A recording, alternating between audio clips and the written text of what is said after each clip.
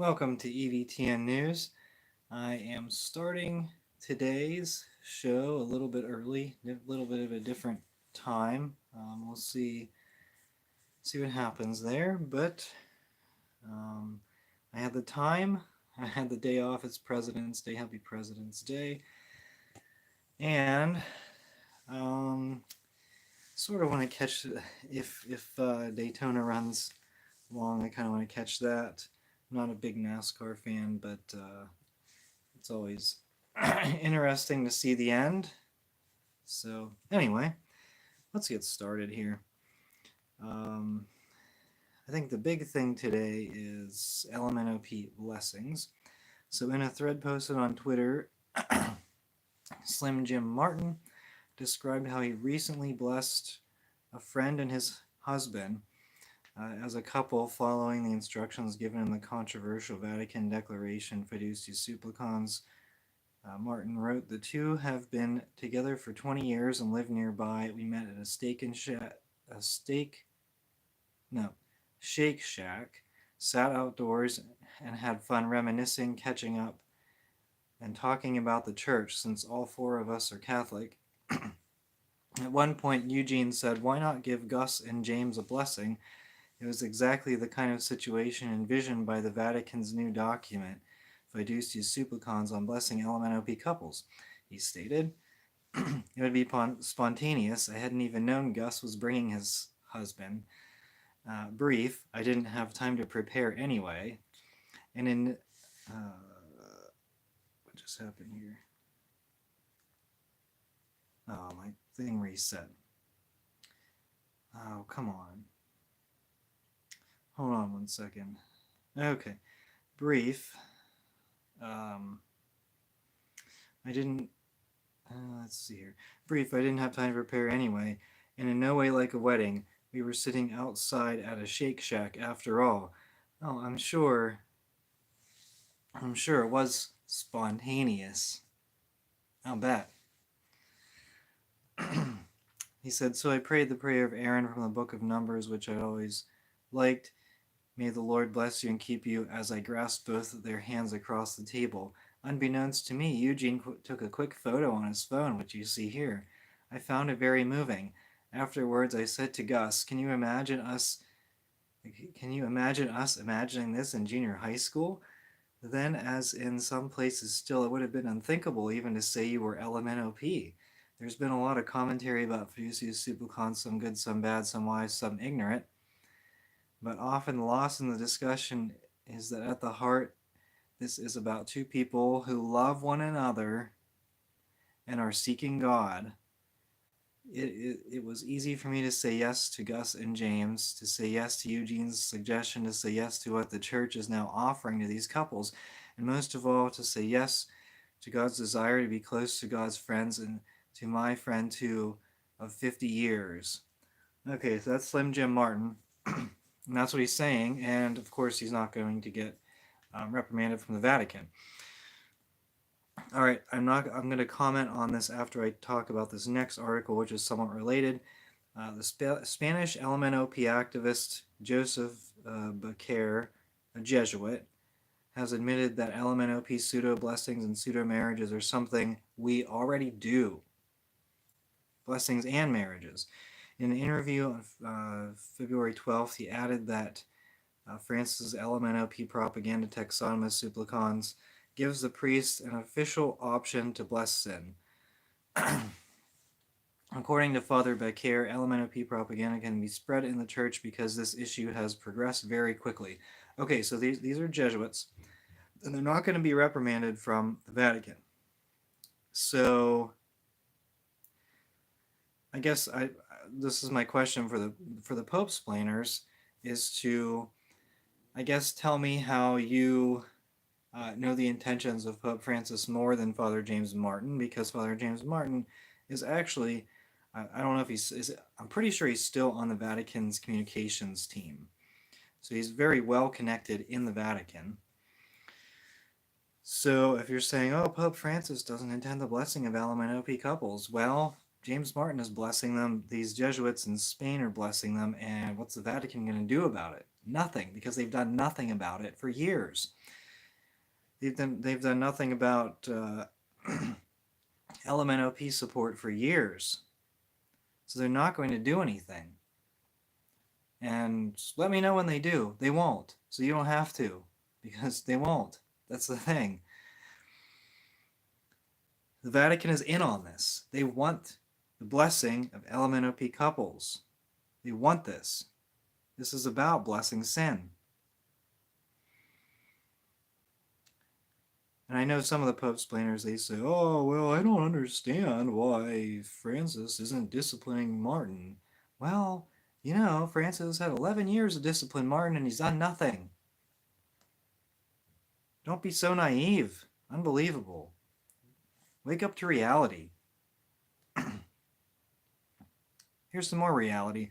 Archbishop Mario Del Pini, Cardinal Francesco Coco Palmero, President Emeritus of the Dicastery for Legislative Texts, and Bishop Antonio Stagliano, President of the Pontifical Academy of Theology, will be among church representatives attending the closed-door event to discuss the Catholic Church and Freemasonry.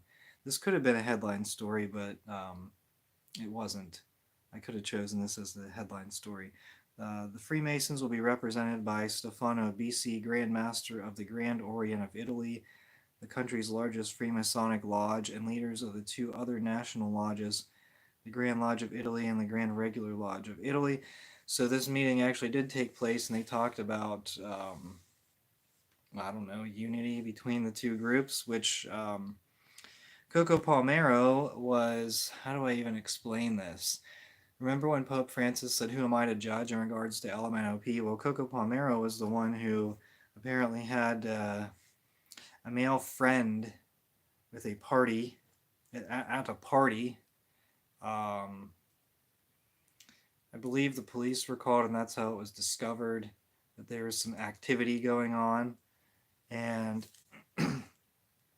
Francis was asked about it by the media, and he said, who am I to judge? Okay. But anyway, in terms of this Freemasonic meeting, I'm sure that, I mean, it's possible that these bishops and cardinals are Freemasons, which is impossible in the Catholic Church. It cannot happen.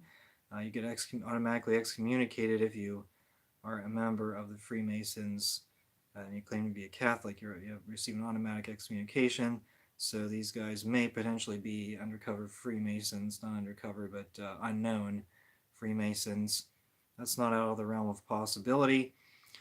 What is possible, what is known is, I watched an interview. Taylor Marshall did this interview recently with Father Charles Murr, who was very well connected in the Vatican, especially in like the 70s, 1970s and 80s. And there were at least two high-ranking members who were Freemasons. It was Annibale Bugnini, who created the new liturgy. He created the new Mass. He destroyed Holy Week in 1955. And then his real, what would you say, his real accomplishment, or so it may seem, is the new Mass, the Novus Ordo. Also, Cardinal Baggio, I believe is his name. This Father Murr said Cardinal Baggio was he was the head of the dicastery for bishops, which meant he named the new bishops and and he was responsible for the new cardinals. And that was under Paul VI, of course, John Paul I, and John Paul II for a while. And so he was this Freemason. This man was a Freemason, and he was naming all these new bishops and cardinals. And so what do we get? Well, we get the current hierarchy. And we get meetings with Freemasons. So that's that. And if you're interested, I actually even haven't I have not even made it the whole way through this interview. I made it most of the way through, and it's really interesting, I thought. Um, some of it you may have already known, but some of it you probably haven't heard.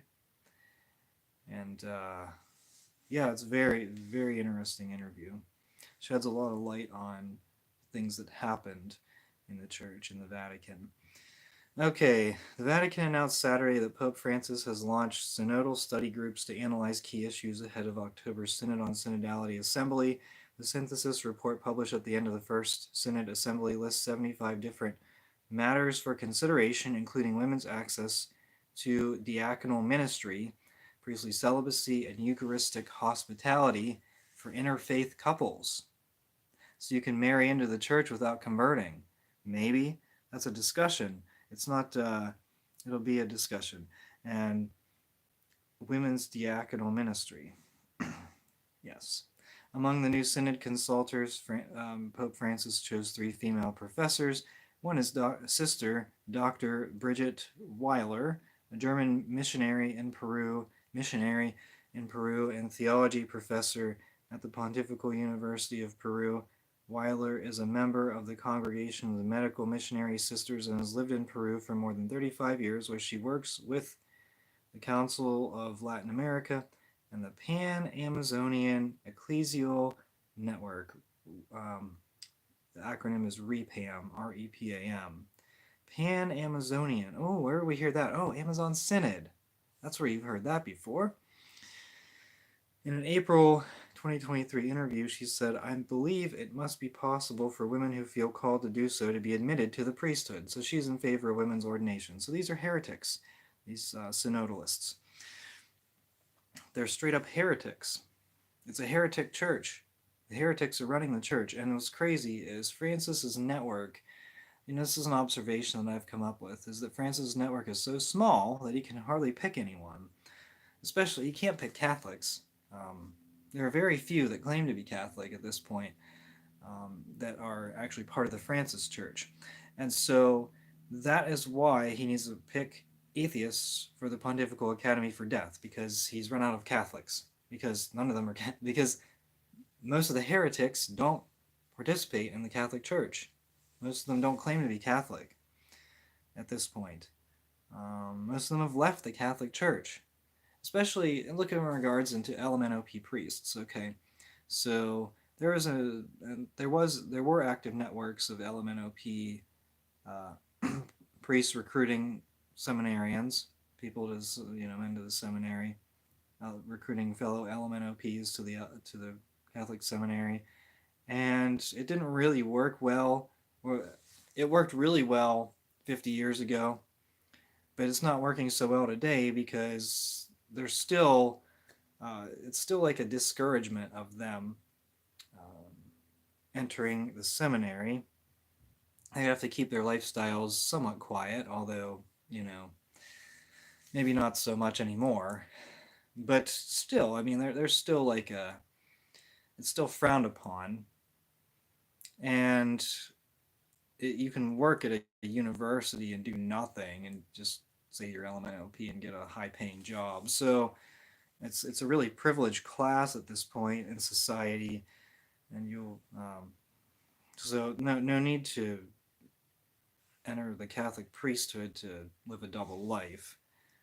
And that's why you see that a lot of them don't anymore. A lot of the new seminarians don't live double lives, and that's that. But anyway, my point, going back to my point, the Francis Network, I mean, you see all of these, not all, but like, I don't want to make it seem like a big number because it's a very small number. The Francis Network, they all overlap, and so many bishops are part of multiple departments in the Vatican. So like the Congregation for Bishops, someone could be on the Congregation for Bishops, but then they could also be on another dicastery or department or whatever it's called. So the Francis Network is incredibly small, and of course the McCarrick Network overlaps with the Francis Network. We'll talk about the McCarrick Network in a little bit. Cupich. Cupich is one in the McCarrick Network, and he released a statement, I think, was it today or recently? He said just taking a clip from the statement, he said, "It is in this context we come to appreciate Pope Francis's clear teaching offered nearly 3 years ago that the liturgical books promulgated by St. Paul VI and St. John Paul II in conformity with the decrees of Second Vatican Council II are the unique expression of the lex orandi of the Roman Rite, motu proprio traditionis custodes. It is in and from this Reformed liturgy that the baptized are continually formed to take up the mission of Christ in our time. Absent our celebration of the Reformed liturgy, we risk impoverishing the Christian way of life and the life of the entire Church, or as the Holy Father urged us to understand, without liturgical reform, there is no reform of the Church." Well, I'd be fine with no reform. The reform, what's the big word that is taken from reform? Well, the Protestant Reformation. So yeah, I'd be fine with no reform. And honestly, I'd be okay with an impoverished Christian way of life, because I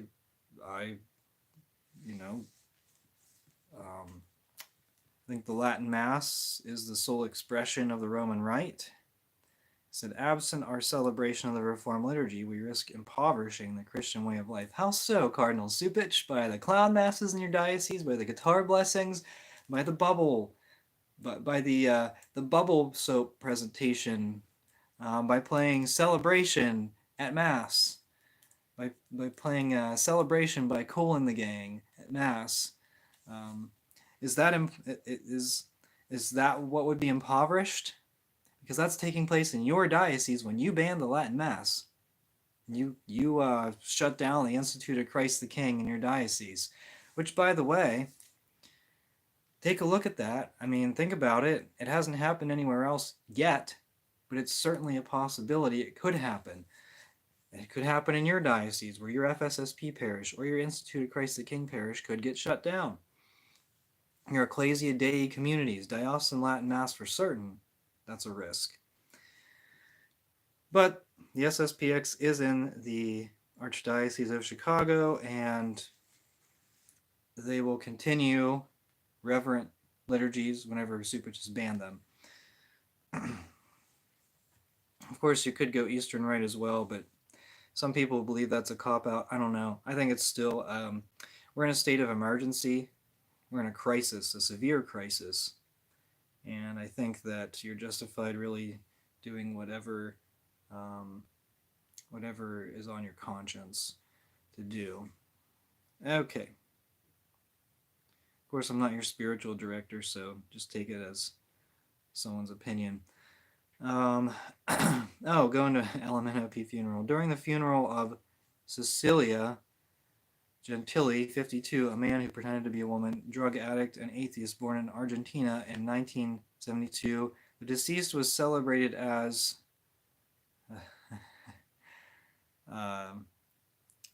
anyway, yeah, I'm not even going to say that. He was depicted and haloed as Blessed Mother. The shaky Reverend Edward Doherty, who presided over the scandal, just look in the description for the, if you really want to see like the full story, you can probably find it.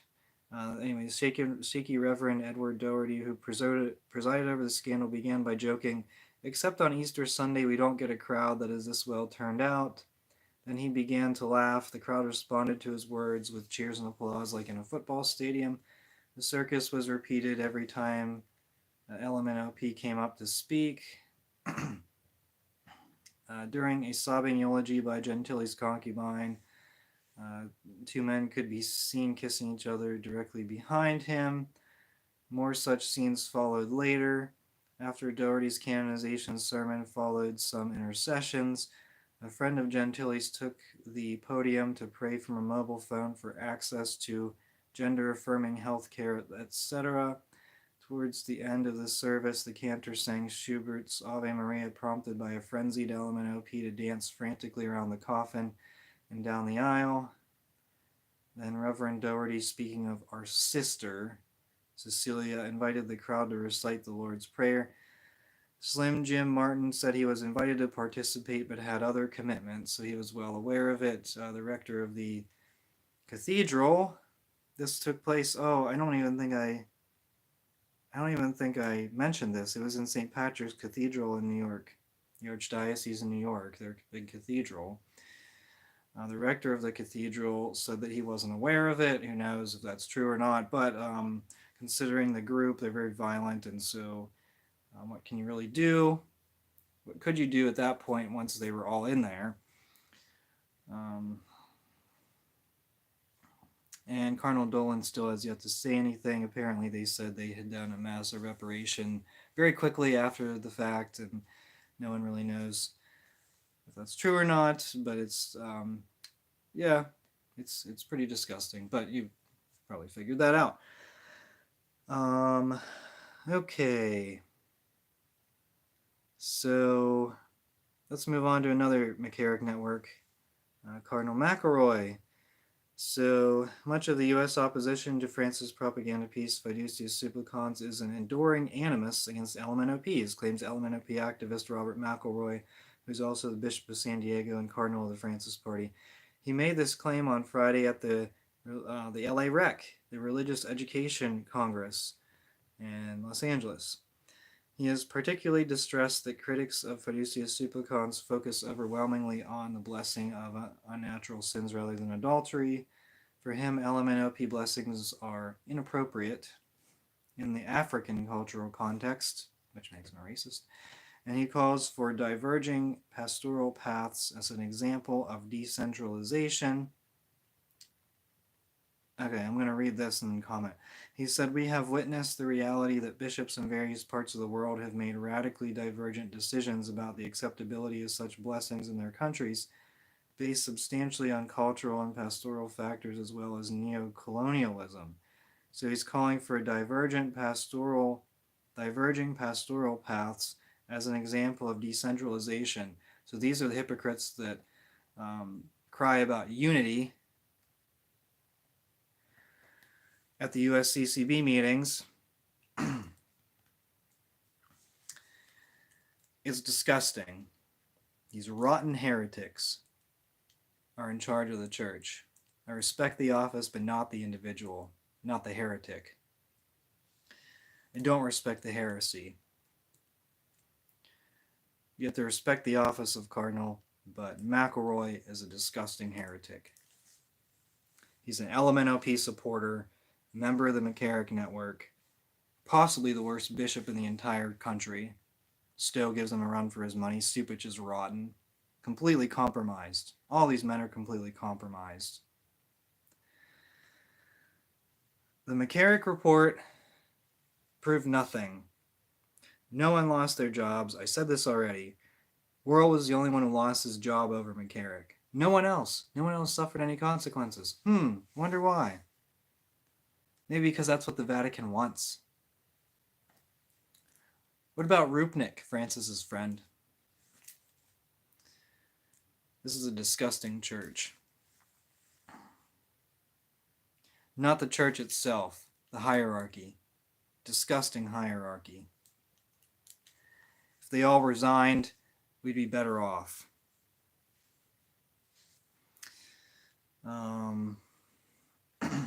People think that there's going to be a conservative pope elected next. McElroy's one of the voting members. McElroy's going to be voting for the next pope. Does that make you very confident that there will be a conservative elected pope?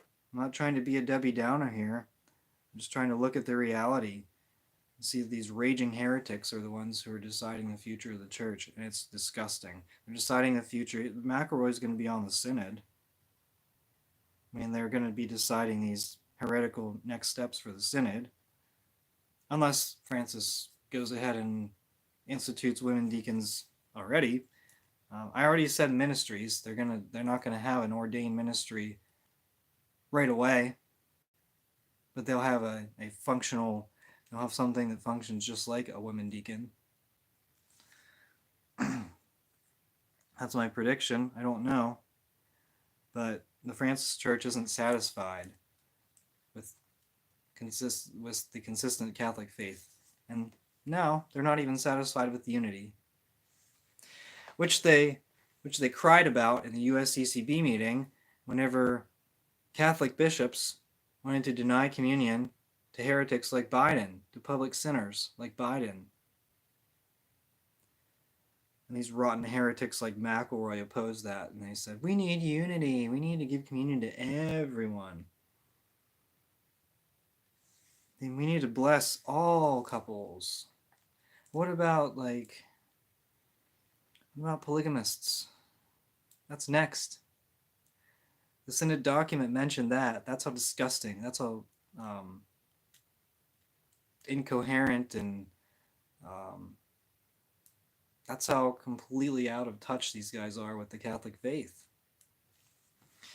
All right, well, this has been an early live stream. I had the time early, just figured might as well do it. And so thank you for tuning in early. I think maybe next week I'll be back at my normal time.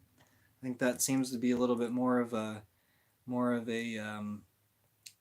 better time frame for a lot of people. I know some of the people are in different time zones, later time zones, so it's more convenient for them to watch a little bit later. So if I ruined your Monday night, I apologize for that. I don't think I ruined it, but you can check the live stream, or you can check the video after the live stream ended.